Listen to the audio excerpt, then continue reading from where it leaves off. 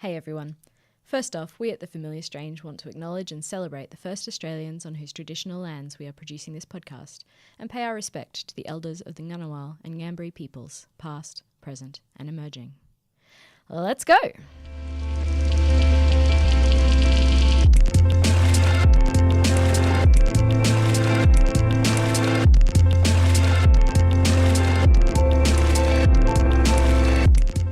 Welcome to The Familiar Strange. I am Jodie-Lee Trembath, your familiar stranger today. Welcome to the podcast, brought to you with support from the Australian Anthropological Society, the Australian National University's College of Asia and the Pacific, and the College of Arts and Social Sciences, brought to you today from the Australian Centre for the Public Awareness of Science, and produced in collaboration with the American Anthropological Association. Now, I'm recording this introduction today on World Anthropology Day, and that's pretty exciting because it also is the perfect opportunity to be bringing you an interview with my anthropological idol, Distinguished Professor Genevieve Bell. This interview with Genevieve is the first in a special season at The Familiar Strange. We are bringing you an STS season, which stands, for those of you who are not into that kind of thing, stands for Science and Technology Studies, and it's the way that humans and science and technology all interact. So it's bringing the human back into the science and technology. And all of our interviews for this season over the coming months will be along that kind of theme. So I'm super excited to be bringing you this interview with Genevieve because I have been following her work and idolising her since long before she came to the Australian National University 2 years ago to be the distinguished professor in charge of creating a new applied science, which she is, and we talk about that in the interview, and it's fascinating. But I've been following her for a long time from before that because she is also, and still is, a vice president at Intel and a senior fellow at Intel as well. So as an anthropologist in corporations, and particularly in a futuristic kind of corporation like Intel, I always found that really fascinating. We talked about this wide-ranging suite of topics.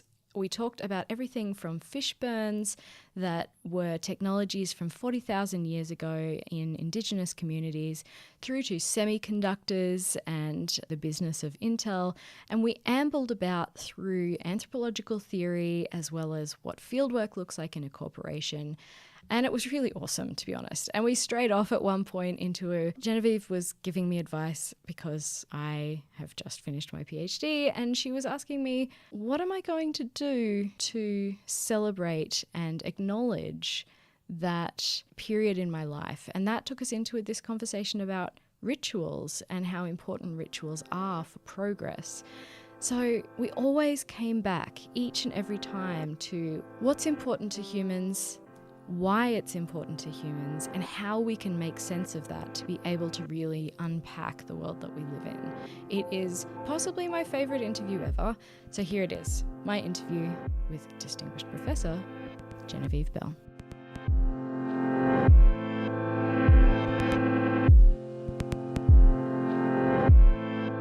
I want to start off with what may sound like a bit of a strange question. We start the podcast always with an acknowledgement of country, and I've heard you talk before about how important that is to you and how great it's been coming back to Australia where that's more of a common thing to happen. Can you tell me a bit about that?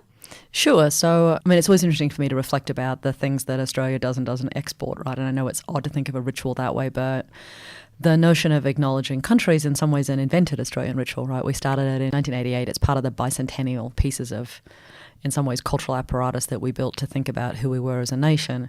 But for me, I think there's something really powerful in getting to start all of our events and all of our activities with the moment of remembering where we are. For me, the notion of always being acutely aware of where you are located in time and space is a powerful way of being.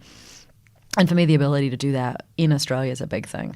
Part of why that is an important one to me is that I've spent the last 30 years living in the United States, and that's a place that also has history with Indigenous people and colonial forces. It also has existing Indigenous communities throughout the nation, and people don't acknowledge that. And there's never a notion of a welcome to a country or an acknowledgement of country. And that is always striking for me, both in its absence there and in its presence here. And so for me, these days I'm, frequently talking about technology in the future. And I think sometimes the way we do a welcome to country, it feels a little bit like we're talking about history, but we're actually talking about a straight through line.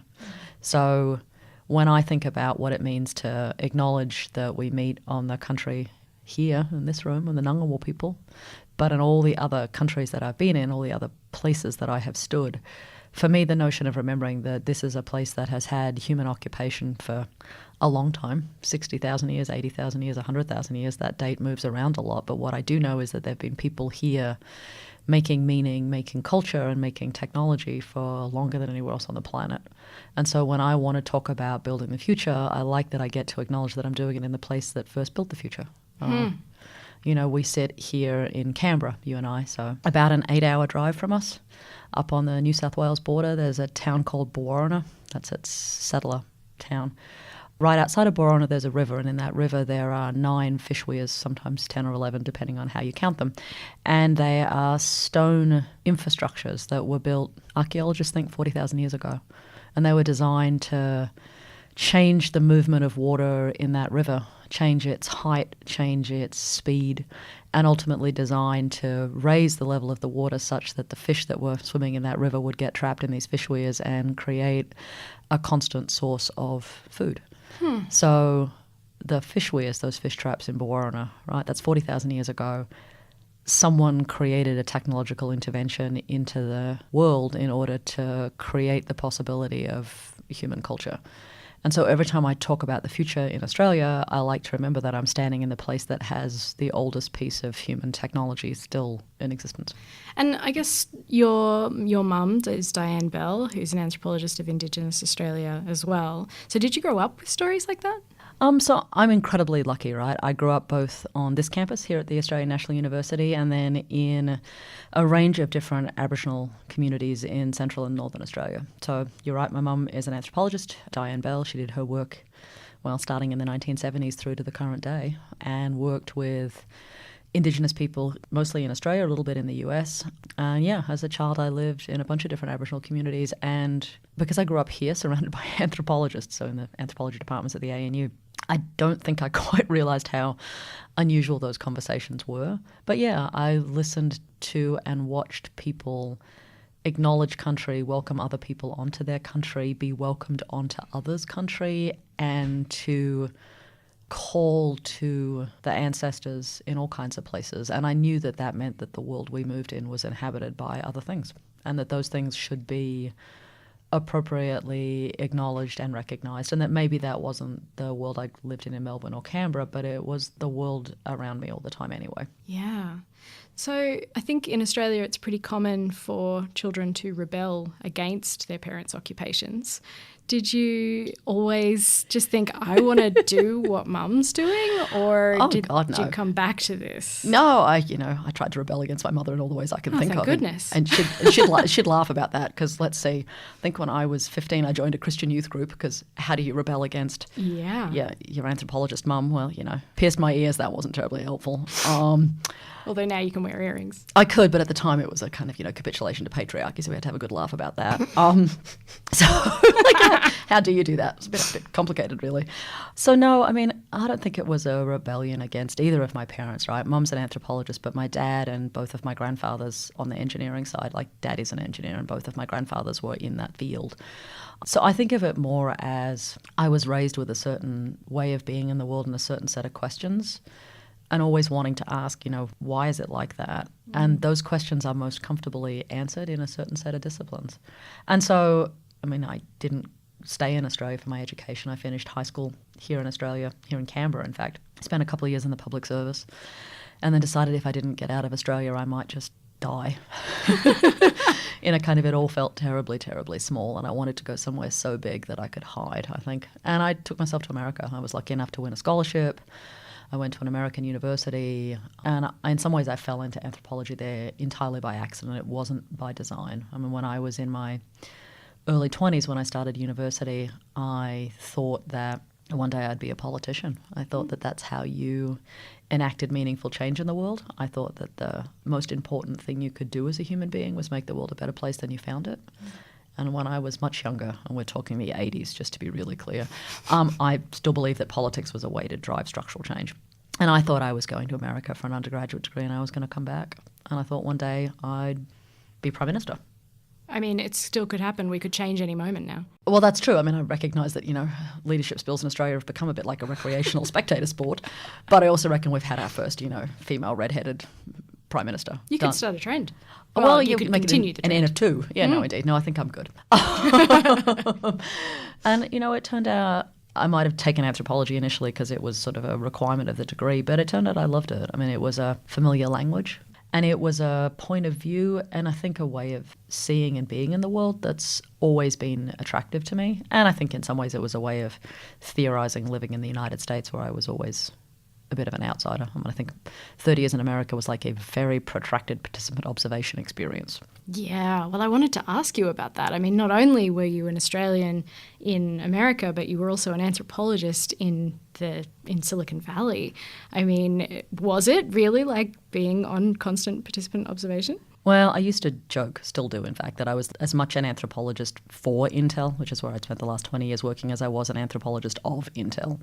And one of the first times my colleagues cottoned on to the fact that I might have been thinking about them like a field site, or that it was hard not to think of them as a field site. It's probably a better way of putting it. They asked me, if you were to write an anthropology of us, like an ethnography, they're like, yeah, okay. If you were to write an ethnography of us, what would be in it? I'm like, ooh, can we go old school? Well, you'd practice radical endogamy, you have patrilineal descent principles, you have clear rites of passage and age-based expectations, and I reckon you've got some sacred sites. Also, you have some really interesting ritual activities, and I'm fairly certain you're a moiety system transitioning into totems without appropriate activity. And there's this dead silence. And they went, huh? So I had to go back and go, okay. So endogamy and exogamy, right, are historically ways of thinking about marriage systems. So does your traditional culture get wives from inside the system or outside the system? So exogamous for outside, endogamous for inside. And they're practiced differently in different parts of the world. And they looked at me and said, but we don't have wives. I went, no, but all your ideas come from inside. So you're kind of endogamous. Like you curate everything internally and you keep it. They're like, yes, that's excellent. I'm like, no, not necessarily. They went, what's the next bit? I said, well, you have patrilineal descent principles. And they said, how do you know that? I said, because you always ask, who's the daddy of that idea? Which they did, right? It was like, who's the daddy is a question that gets asked inside that. It doesn't anymore. Literally, that language. Oh, literally. They don't do it anymore, but they'd say, well, what's he the daddy for? And you're like, oh, squeal. They don't anymore. But it was a place when you announced where you came from, you talked about who your first hiring manager was and who your first big boss was, and they were all blokes, right? It was clearly a place that had these age-related rites of passage, so you only achieved personhood after you'd been there for a certain amount of years. So they'd say to you, oh, you're still a newbie. You haven't been here till your first sabbatical. I'm like, I've been here 6 years. They're like, oh, still new. So I kind of laid that out for them. And then I told them that, that clearly they had sacred sites. So this was very clear. There were set sites that were incredibly important. If you weren't in one of those places, they didn't listen to you. They had all of these rituals, none of which they would have thought about them, but a whole seasonal round of them, things that happen in the spring, in the summer, in the fall, things that had to happen in a particular sequence. And there'd once been a moiety transitioning to totems. So for those of you who aren't deeply steeped in old school anthropology, moiety systems in the kinship world are ones where you have, the world divides into two moieties. So the Hopi are like this, they have the winter and the summer people. Lots of other groups are like this. At Intel, there was the factory people and the business people. And I was arguing that they used to be a moiety. You needed both to get things done, but they were very separate worlds. And when I was there, they were transitioning into lots of different groups, so more like a clan system or a totemic system, but they hadn't built the new rituals on top of it. And so I laid all this out to a room full of engineers, physicists and chemists with diagrams. And they looked at me and went, huh, okay. So I mean, to their credit, they were like, well, that's interesting. What do we think we should do with that? I'm like, well, here are some of your challenges. You're about to bring in a whole new leadership cohort at the senior level, but you have patrilineal descent principles and radical endogamy. So you're going to need to give these people that you're bringing in like daddies, effectively, in order to integrate them. And you're going to need to bypass all these rites of passage because they're not going to have been here long enough to be grown up. So what are the rituals you're going to create to integrate them at a senior level and give them a narrative? And they went, oh, that's actually really helpful. And so Imagine. They thought about how to do an onboarding process completely differently. But yeah, so I mean, it was hard not to be an anthropologist and see it through that lens. But I was also an employee of a company, and it was a place where many things about the culture were incredibly liberating. by comparison to the academy at the same time period. In what ways? It was one of the very first tech companies in Silicon Valley, so it started in 1968. The guys who founded it, they weren't traditional founders. They were on their third company by the time they got to this one, so they're already in their early 30s. And they were really interested in creating a company that didn't feel like the top-down hierarchy from the East Coast, where they'd all come from, or the companies that they'd been in. And so they were clear from the get-go that everyone should have shares in the company. Everyone should have the same office size. So everyone had a cube, no one had an office. And that you should be able to ask questions of anyone in the company. And so if you thought that there was a better way of doing it, you should be able to say it without fear or favour. And so they created a series of practices around that stuff. And so when I got there 30 years in, what was really interesting was it was a place where you could challenge 60,000 people when I started. You could challenge the CEO in public so long as you thought you had data to back your point of view. And it was true. And there was no blowback for it. It's like if you went, and I will admit I've probably had a couple of run-ins with CEOs of the company over the many years where I just say, you're wrong. And they'd all just look at me like, because of this, and this. And they'd go, all right, fine. And there was never a moment where I was penalised afterwards, right? So partly it was in its best days, you could speak truth to power without consequence, and it didn't matter if you were a moral equivalent of a lowly graduate student or a class one in the public service. You could argue with the senior leaders so long as you had data to back your point of view.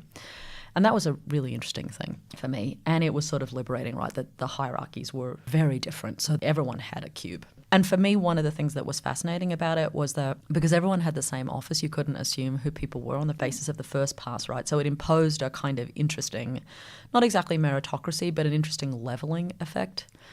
Second thing about it that was fascinating was that it meant that you were always sort of listening to ambient stuff, which is a mixed blessing, right? It was hard to concentrate on certain kinds of things, but you always knew what was kind of going on, and it felt very alive. And so it's funny, I've been back in the university sector for 2 years now, and some of it has been the loneliest experience of my life. You have an office. With a door. With a door, and even if you have the door open, people aren't necessarily socialised to come into it. So it's a weird trade-off. And to this day, I mean, I see a cube farm, which is what they're called. I do have this moment of going, oh, a little bit of my soul dies. But the interesting piece about it was that it made for very different possibilities of engagements with people. And I learned a tremendous amount from people around me who were not in my disciplines or in universities who weren't in your departments, right? So these floors were never organised by departments. They were often organised by business unit or by function, and sometimes by none of those things. So in my last, office space, I was surrounded by people from finance, legal, a planning unit, some people from my own team. And so if you didn't understand things, there was frequently someone there who'd tell you stuff.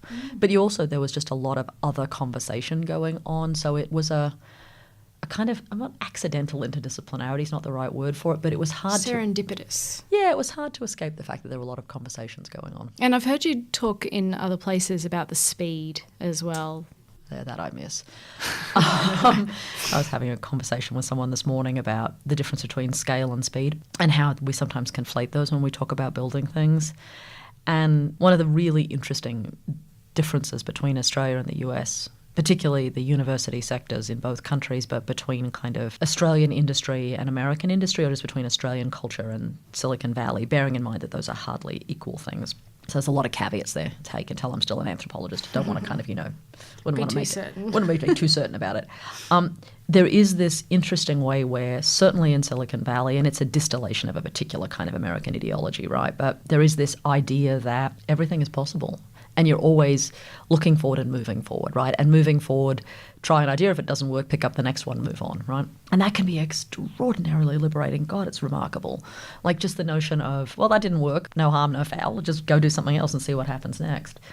And it's utterly unencumbered by a sense of history. Now, that's a mixed blessing, right? There's something quite wonderful about being unencumbered by the past. One of Intel's founders, a man named Bob Noyce, used to say, don't be encumbered by the past, go and build something wonderful, which is a lovely line. But the reality is, of course, you can't pretend the past didn't happen. And I think that would be my critique frequently of Silicon Valley, is it's an amazing capacity to erase history. And on the one hand, that can be really liberating. On the other hand, I think that's definitely dangerous because you erase the lessons you learned and you don't remember that things have a history, and those histories are actually always really important for who's in them and the lessons they learned and the pieces that you're not honouring of all of that. And the flip side of that would be the Australian piece, where I sometimes think we are endlessly shadowboxing with a past we can't let go of. And you heard me start by saying I think we need to acknowledge where we've come from. I think there's a difference between acknowledging it and sort of having this weird fight with it where you never quite work out what a functional relationship should be. And certainly when it comes to thinking about building new ideas, the kind of pushback that you'll sometimes get in Australia of, oh, we already tried that, or, well, no one's going to think that's a good idea, or we can't do it here, is this really interesting new thing. It's not what I remember from when I left here, when it was still, just have a go and see what happens. We seem to have replaced that with a very strange form of cultural anxieties about trying new things. And all of those are crass generalizations, right? But for me, at least, one of the really powerful things about spending time in Silicon Valley in the US was this notion of it was okay to move quickly. It was okay to try new things. It was okay if those things didn't work. You just picked yourself up and did a different thing. And you got to think about things at scale. So, you know, the notion that it was okay to have gloriously large ambitions. I was back in San Francisco recently, standing on a stage for Wired magazine, so one of the big American magazines, celebrating its 25th birthday. It's a magazine kind of intimately associated with the tech sector and of telling the stories of technology. And, you know, we could argue it was an apologist for those stories, right? But it sort of had a glorious history of telling the stories of the tech sector. And I'd gotten invited to be there, which was a big deal and, you know, a privilege and kind of a little bit daunting.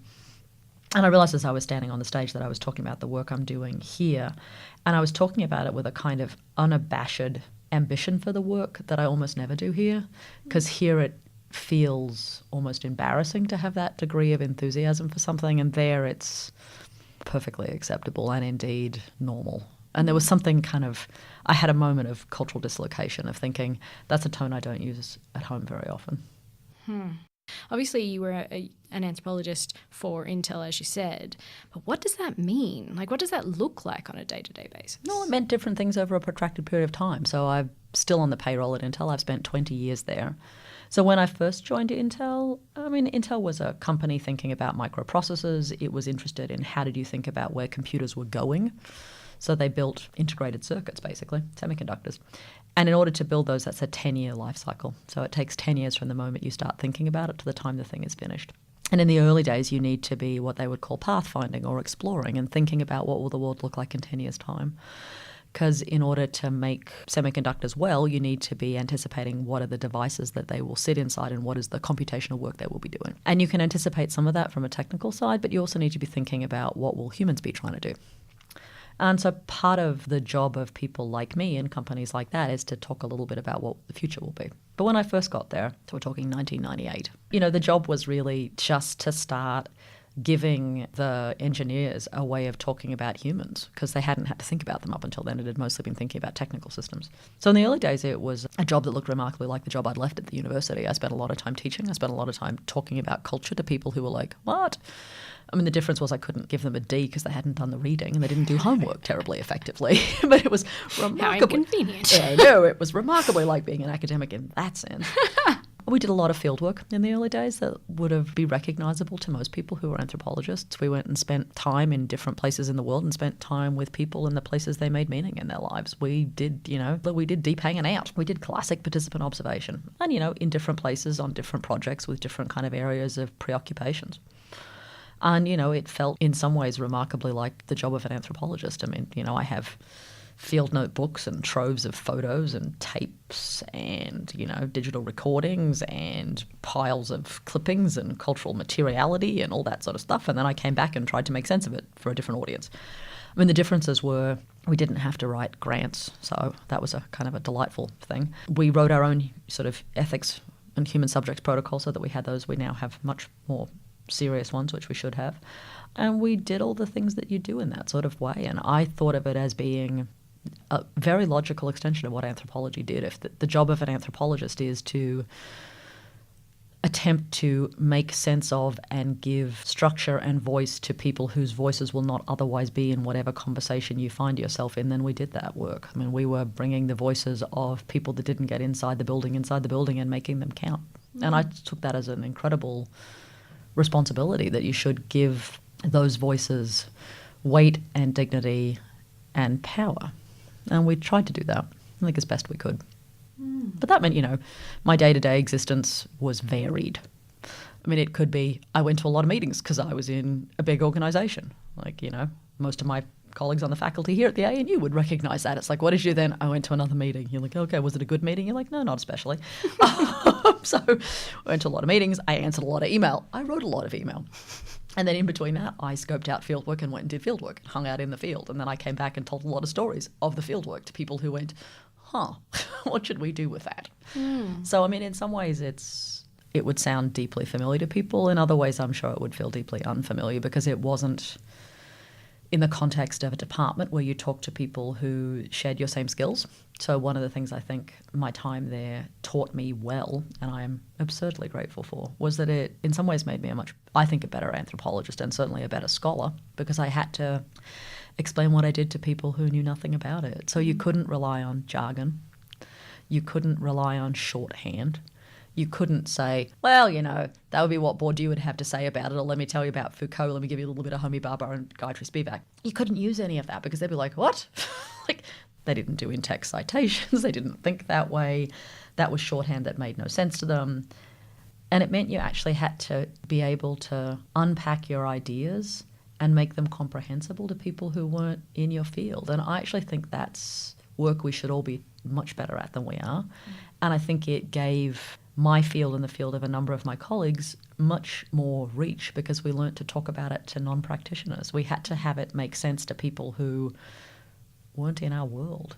And so learning to talk about anthropological insights, learning to talk about anthropological methods, learning to talk about theory to people who were educated but not in my field was, a tremendous challenge, but it was a good learning experience, right? Is that it's really, in some ways, easy to talk to people who are just like you, but the power is in not doing that. I mean, for me, I go back and think about, the early founders of anthropology in Britain, in Australia, in the US, and all of them thought that anthropology was always and already an intervention, right? That it was itself a political act, not in the sense of being political, but in the sense of it had a politic, that you were always in the business of saying the world is another way than the way you see it, or there is another way of seeing the world than the way you see it, or there's this other way of seeing the world and you should hear and see it and make sense of it.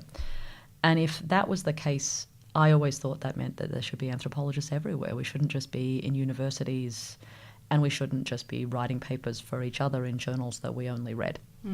That in fact we had a disciplinary obligation to engage more broadly and to bring that ability to make sense of things to a wider array of places and spaces, but that's hard work.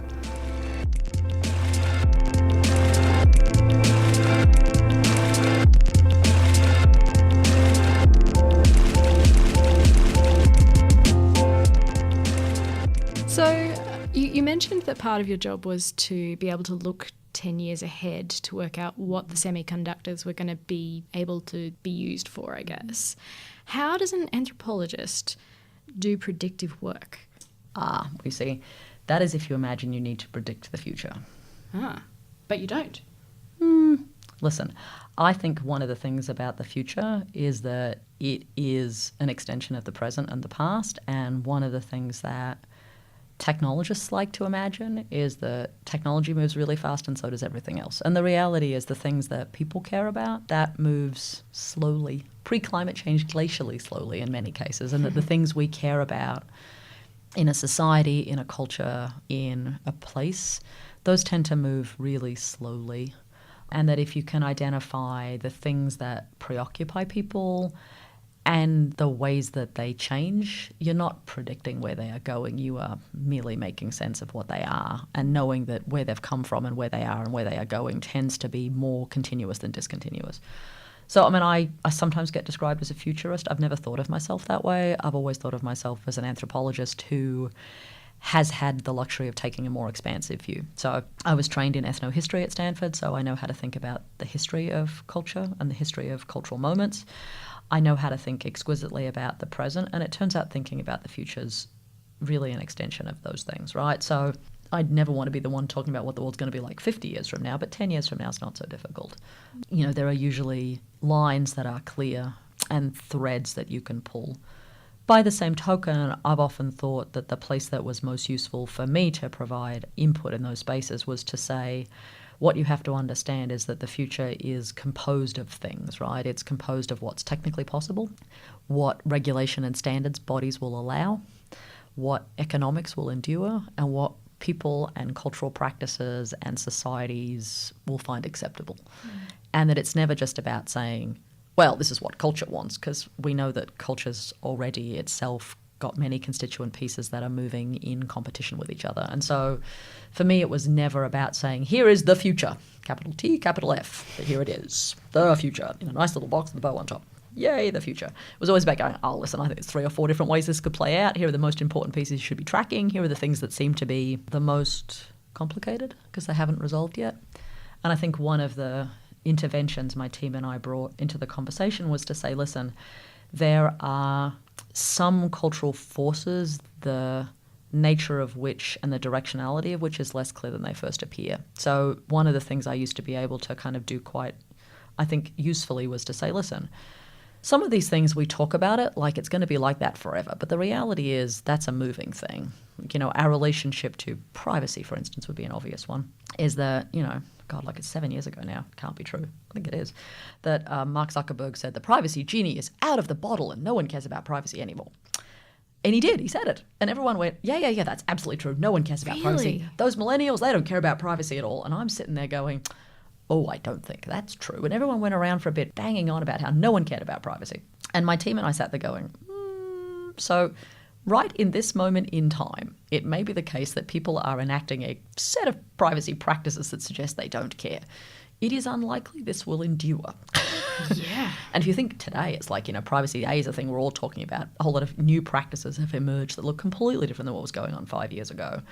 I think you'd be hard-pressed to say that millennials don't care about privacy. I think you'd say they care about it differently than their parents and their grandparents, but they do care about it, and they are enacting an entire set of practices based on what suite of technologies they're using, what content they share and with whom. They've opted out of Facebook and onto a series of ephemeral digital media like Snapchat and Instagram. They are controlling. There's a lot of nodding going on here, just in case you wondered, dear listeners. So much nodding. So much nodding. But 7 years ago, the talk around Silicon Valley was that privacy was dead. Literally, that was the language. Privacy is dead. No one cares. Everyone's done.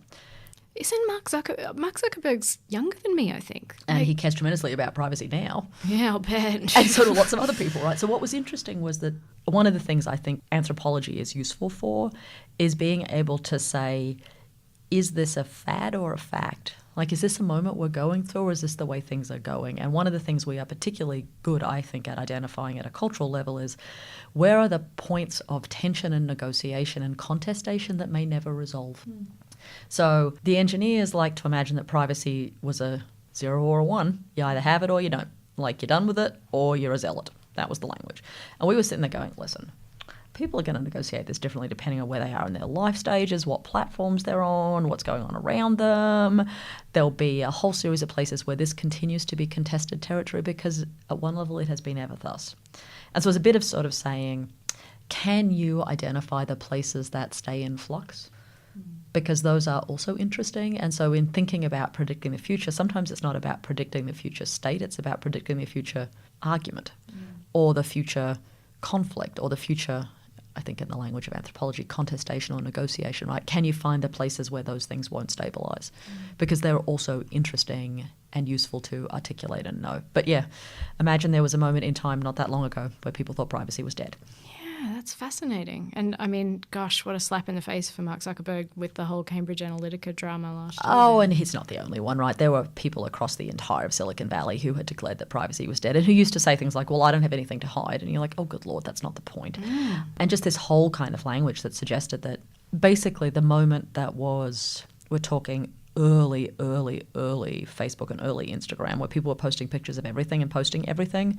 And there was a sense that that was somehow where everything was going, as opposed to saying, this is a moment in time. This is hula hoops, not bicycles. Yeah. And I think, you know, knowing the difference between those things is always kind of important. And it's easy to be seduced into thinking that's what it is, right? That because hula hoops are everywhere. Hula hoops are going to be everywhere in perpetuity, as opposed to saying, listen, the thing about hula hoops was that what they proved was global supply chain and also the importance of advertising and cross-platform placement because they put them in movies and musicals. Yeah. And what it pointed to was the capacity of making a global object of desire. They didn't point to the fact that we'd all still be using hula hoops every year from there on in. Yes, and I think perhaps Pokemon Go is it would be another example. classic example of something that's, it as an object is less interesting than what it indexes, right? So as an anthropologist, we would say Pokemon Go is indexical, as in it points to a whole series of phenomena. It is not the phenomena itself. So don't be distracted by the happy things you can capture on your cell phone with the little ball. What you should be thinking is, what is a phenomena that circles the globe in a month and preoccupies everyone's bandwidth say? Does it say that Pokemon Go is the thing we'll all still be doing? Because the answer was nah. Does it say that the install base of mobile and smartphones is now global enough that you could have a phenomena that would circle the globe almost instantly because it was downloadable on every platform? Yeah.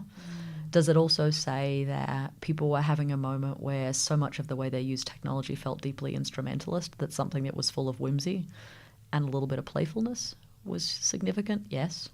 And does it also suggest that you can move an idea and an activity around the planet really quickly? Yeah, it does. So what's more interesting about Pokemon Go is not what it was, but what it signaled. And then the question will be, what will be the next thing that's like that, right? What will be the thing that proves that that was a bicycle, not a hula hoop? Okay, so let's take it back for a moment then to what you were talking about before about Australia and America. Oh no, is that Let's go, we can. No, that was the, okay, I'm not an anthropologist of either one of those, but we can give it a whirl. No, it's more, I guess my question is more along the lines of, I see a lot of, I mean, I'm just about to finish my thesis, right? So I'm on the job market. Thanks. But I'm spending that was the look of the, I'd love to be finished with my dissertation, but I'm in this room talking to you. No, it was like just kill me, really. So listen, my piece of advice here is, you know when you are ready to be done, when you just can't imagine writing anything more about it and you think the thing that you once loved more than anything else and you wanted to tell everyone about all the time now bores you senseless. It is a good time to be done. Oh, good. So I must be ready to be done. That's exactly great. right. That's when you've gone from state of grace to I hate this and I never want to hear it again, then you are so ready to be done. It's a really good moment. Okay, that's actually really encouraging. Oh yeah, no, you'll almost be finished then. Yeah, no, yeah. I'm literally going to hopefully submit my draft to my supervisors tomorrow. So, woohoo! Yeah, that's very exciting. What are you going to do to mark that occasion? Well, I'm going to celebrate my husband's birthday because it's his birthday tomorrow. That's a very nice thing. So, but what's the ritual? That's good. Well deflected. Yes. What's the thing you're going to do for yourself to acknowledge that you've done that bit? That's a good question. You know, I spend a lot of time telling other people that they ought to celebrate their big moments. So this is just an indication that I don't put my money where my mouth is. I'll get on that. I will. I will think about that as soon as I submit it. Yeah. So, I mean, I think one of the things we're not good at, right, academics, it's certainly my experience of the academy thus far in this last 18-month cycle, is because there's always another thing due and another deadline and another activity, we don't seem good at taking a moment to acknowledge the accomplishment that's happened and, more to the point, internalize what it means, right? So the fact that you have got a complete draft means you completed an idea. It means you took something from a thought through all the research that takes to make it real, to being articulated and to complete an idea that has a beginning, a middle, and an end, and probably a bibliography. It will by tomorrow. Of course it will. Well done, you. And, you know, the dates in the bibliography will match the books themselves, which is always even better. Totally will. But, you know, even before someone ever reads it, even before a supervisor or a committee says, you know, you did good, there's a bit about having done all of that that says something about you and about what you can accomplish. And I think there's a bit about creating the space, and this is going to sound like I've spent too long in America, but creating the space to acknowledge that that makes you different than the woman who started that and the person who commenced that process, that you actually know how to do that now. Because here's the thing they'll never tell you. You've done it once, it turns out doing it the second time is so much easier. My doctoral dissertation is about Native American ethno-history with a specialty in critical and post-colonial theory. Yeah, okay. I spent 20 years in industry studying tech. It turned out the second set of expertise in order to do that. Once I'd done the first one, much easier to do the second. Interesting. So you found it genuinely transferable? From an idea to its instantiation, once you know how to do that, once you can do it for anything. And that's actually, for me, the power of critical thinking, the power of the difference between an undergraduate degree and a postgraduate degree is about your ability to do that with rigor and at scale, and of knowing the difference between summarizing someone else's opinion and creating the place for your own opinion in that landscape. And once you know how to do that once, yeah, you can do it again, and you get to do it with something equally interesting next time. So it turns out you know how to do that. So, like, well done you. So even before someone says to you, you know, this book that you've mentioned on page 72, it's not in the bibliography. Also, I don't agree with what you did on page 150. And why is that in a footnote and not in the text? Also, why haven't you cited this person? Before all of that happens, which it will. It will. Of course it will, because that's how we go. There is a moment where you get to think to yourself, I did that. Knowing that you can do that is a piece of what you now are as an intellectual. You'll always get to own. They never get to take that away from you. So thinking about what the ritual is for that, and it's not celebrating your husband's birthday. I hate to tell you that is a nice thing to do as a human being and entirely necessary. The bit about what do you do to kind of acknowledge how much more you can do than when you started is how you also learn to position yourself for the next conversation, right? That's very true. I think you're going to make me cry. Not on purpose. I don't believe you. No, that's if I'm going to make you cry. Probably other ways of doing it. But yeah, I'm acutely aware of it in my own history, right, of the moments where I had to kind of say, I can now do a very different thing than I used to be able to do. And being able to find a way of materializing that, short of putting tattoos on your body that went, oh, your dissertation won. Okay, good. Critical theory, check. I have actually done that. Yeah, listen, I really thought about it. I had this whole moment when I finished my doctorate of going, okay, what am I going to physically put on my body? Because it feels like this was such an embodied experience. Because I wrote my dissertation when the Hale-Bopp comet went across the sky. Because I had nothing else. So I needed to write it. And it was contained with the comet going across, traversing the entire of the American night sky over What a beautiful symbol. Yeah, no, it was just I needed a deadline. I was at the point where it's like, I must stop talking about this because I've become insane. But I did contemplate, how do you mark on your body the acquisition of knowledge? Because it felt like it was that way. Yeah. So I fully get that impulse too. Haven't done there, but, get it. Yeah. Well, okay. So there's your challenge, young lady. Yeah. What are you going to do? Yeah. So, turn it in. What are you going to do? You don't have to answer on air or right now, but you do need to think about it. But I do need to think about it. You're absolutely right. I will think about it. Let's talk about 3A. Good pivot. Yes, did you like that? That's what they teach you with media, is how to get out of a conversation you don't want to be in. Is they go, let's talk about in a very cheery tone. Well done. All right, let's talk about the 3A. So, okay, so the best way to ask that question is, you came home to Australia, why'd you do that? Because that's usually how that question is framed. It's true. So listen, here's the thing, and that's how you can tell I've been home for 18 months. I start sentences with, so listen. Here's the thing. Here's the thing. So listen. It's a complete Australian bridging sentence. Yeah, nah. Yeah, nah. For those of you who are listening from not in Australia, we have this really interesting formulation of a linguistic tick, which is the yeah, nah, nah, yeah, where you go, yeah, nah. And you're like, what does that mean? And that could mean an assent or a disagreement, depending on the context. You've got to be able to, hear the tone. Yeah, nah. Exactly. So I came back to Australia because I thought there was a piece of work that needed to get done. And I'm lucky enough to be old enough and far enough along in my career that I could make a decision about, did I want a job or did I want a mission, for want of putting it a better way. And my mum, who we were talking about earlier, mum was really clear that you should always be working to make the world a better place, that you actually had a moral obligation to make the world better than the one you founded, and not for yourself, but for others. And I know that sounds at one level deeply naive, but I was raised with that idea. And in some ways it's an idea of service. In some ways it's an idea that says if you have privilege, you should be putting it to good use, and not for yourself, but for others. And I've always used that as a way of thinking about where to locate my career and what choices I made inside of it. And about 2 years ago, I was at a moment of wondering what I should do next and what the right place to spend my energy was. And I was acutely aware that there was a set of transformations going on in the tech sector and in our lives that were about this move from computing as being about devices and apps and services to computing as being about this collection and aggregation of data. And that the data was data was the beginning of a significant change in the work that computers would do. And that the more data you had, get a lot of corrections about that one, the more that data gave you the power to build computation on top of it, and that the more data you had, the easier it was to get to systems that had some sort of artificial intelligence. And I was interested not in AI or artificial intelligence itself, but about what happened when it went to scale. And the best kind of historic analogy I can make is that for me, the AI that is in every newspaper and every magazine and on the lips that people who talk about and around you, that AI is like the steam engine, and I wanted to know when it became the train, right? I was interested in the railway. So what happens when it stops being a singular thing stationary atop a coal mine in Cornwall and it becomes a transportation system that moves goods and services and peoples and ideas. And for me, that difference between a computational object and a computational system at scale, I thought that required a different way of thinking. And so when the Vice-Chancellor here at the Australian National University and the Dean of Engineering and Computer Science approached me and asked me to come home, I initially said no to them because I wasn't ready. And I couldn't see what the job was, right? I didn't really want to be a professor. I still really don't. I just wanted to do something that mattered.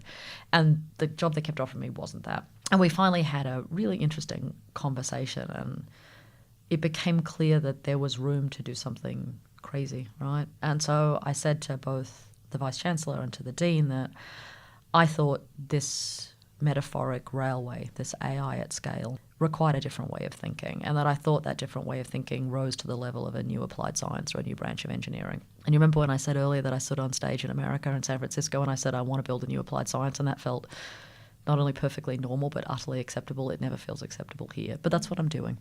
So the 3A Insitute, which sits here at the Australian National University, and you can find us on the internet, the interwebs, which would be www.3ainstitute.org. You can find us there. In the show notes. Exactly, thank you very much. That institute has as its singular mission to build a new applied science to take AI safely to scale. And that means we're trying to do three things, right? Build a new body of knowledge, find a community of people who care about it, so I stop sounding like a demented cult leader. And why would you want to stop that, though? Oh, because it's horrible. And find ways to share and transmit that knowledge beyond university degree programs, because I think they're necessary but not sufficient. And so for us, there are a couple of current challenges. Number one, I don't know what this new branch of engineering is called. So at the moment, the Institute has the very unwieldy title of the Autonomy, Agency and Assurance Innovation Institute, otherwise known as the 3AI, because I didn't know what the discipline was called, but I knew the first three questions you had to ask about what happened when AI went to scale was, would it be autonomous, would it have agency, and how would we assure it? I subsequently, because that's the problem when you name things early, worked out there were two more questions, which is how would we measure it, so what are its metrics, and what on earth are its interfaces, which would make it RB. And that's not a good acronym. It's not real. No, so it's still the 3A Institute. And really that's what we're doing, right, is I figured we needed a new applied science and I thought I could do it. Now, there is a connection to anthropology. Want to know what it is? I sure do. It's a good one. So there was a mathematician named Norbert Wiener back in 1946, 1947. He organised a series of conferences called the Macy's Conferences of Cybernetics. And cybernetics was a term he coined. And for him, cybernetics meant a dynamic system that included technology, nature, and human beings. So a technical system that included biology, humans, and technology, or more to the point, a system that included, in his mind, computation, the environment, and humans. Wow. Yeah. And in 46, that is a radical proposition. It's radical now. Well, what's interesting is in 46, that was his proposition, and so he decided to curate these conferences. And he reached out to someone he had met to help him curate them. Who was an anthropologist? It was Margaret Mead. It wasn't just any anthropologist. It was Margaret Mead and Gregory Bateson. That's an awesome story. So Gregory Bateson and Margaret Mead and Norbert Wiener and John von Neumann and a whole lot of other people gathered. McCulloch, oh God, who else is on the list? It's this list where you just look at it. Oh, Licklider, so the head of the man who founded DARPA.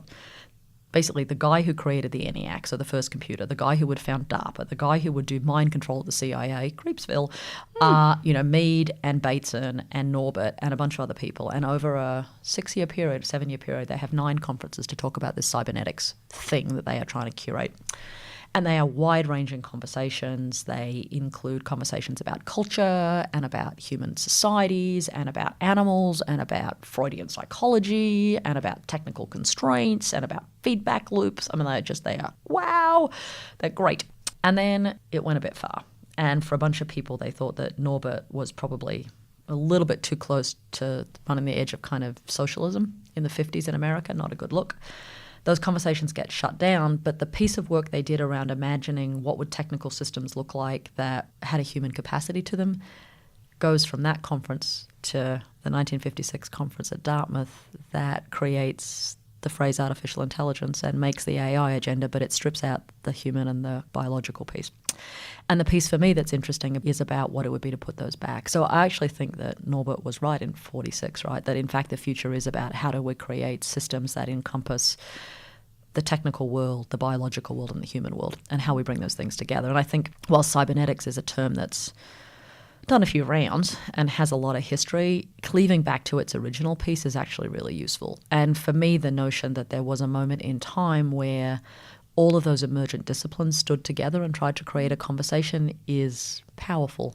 There is a lovely article that Stuart Brand, so the progenitor of the Well, so one of the first websites, the guy who wrote the Whole Earth Catalogue, guy who wrote How Buildings Learn, head of the Long Now Foundation, and the man who held the camera on the other end of the Mother of All Demos in 1968, Stuart Brand, an impressive biography. He did an oral history with Mead and Bateson in the 80s and asked them about this conference in the 40s, and it's a lovely article of the two of them sitting at a kitchen table squabbling.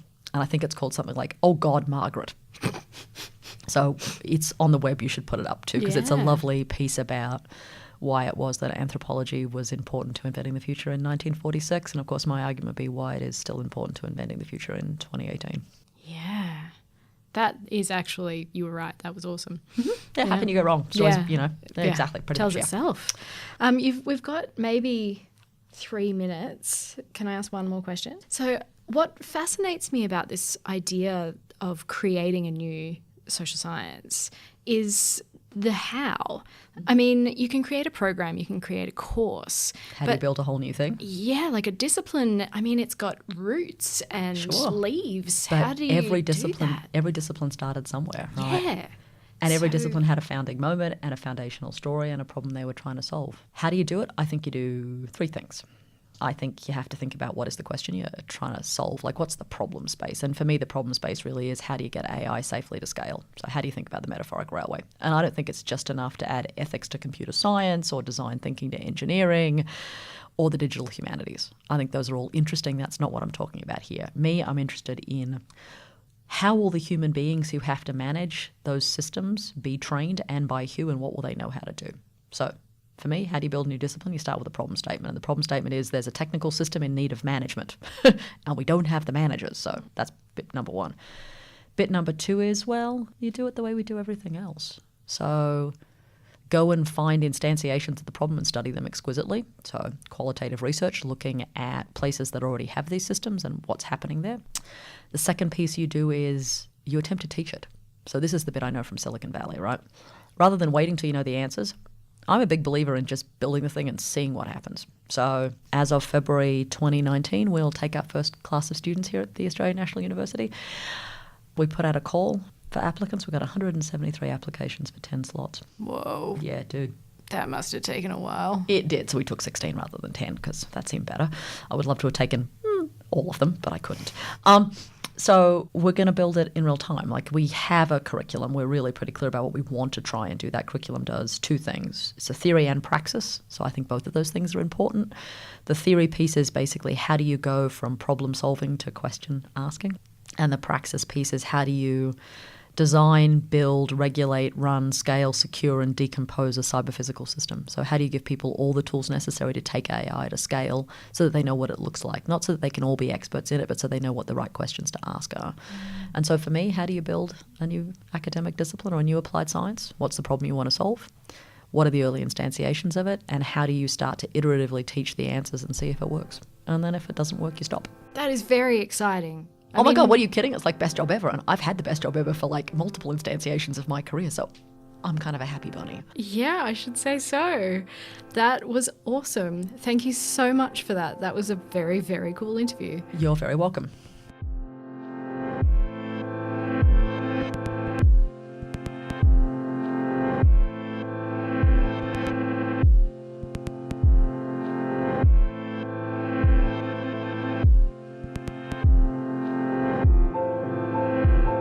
So that was it, me and Genevieve Bell. Today's episode was produced by me, Jodie-Lee Trembath, with help from the other familiar strangers, Ian Pollock, Julia Brown, Simon Theobald, and our executive producers are Matthew Fung and Deanna Caddo. Subscribe to the Familiar Strange podcast. You can find us on iTunes, Spotify, and all the other familiar places. And please, if you have an opportunity, if you could leave us a rating or a review and tell us both your likes and your dislikes. It helps people find the show. It helps people understand what the show's about. It helps us make the show better. You can find the show notes for this episode, including a list of all the books and papers mentioned today, plus our blog about anthropology's role in the world at thefamiliarstrange.com. If you want to contribute to the blog or have anything to say to me or the other hosts of this program, email us at submissions@thefamiliarstrange.com, or you can tweet at TFStweets, or look us up on Facebook and Instagram. And we will be opening a Facebook group very soon. If you are interested, look us up and ask to be invited to the secret group where the really inside conversations are happening. Come join us. Our music's by Pete Dabro. Special thanks today go to Nick Farrelly, Will Grant, and Maudro. Thanks for listening. We'll see you in 2 weeks. And until next time, keep talking strange.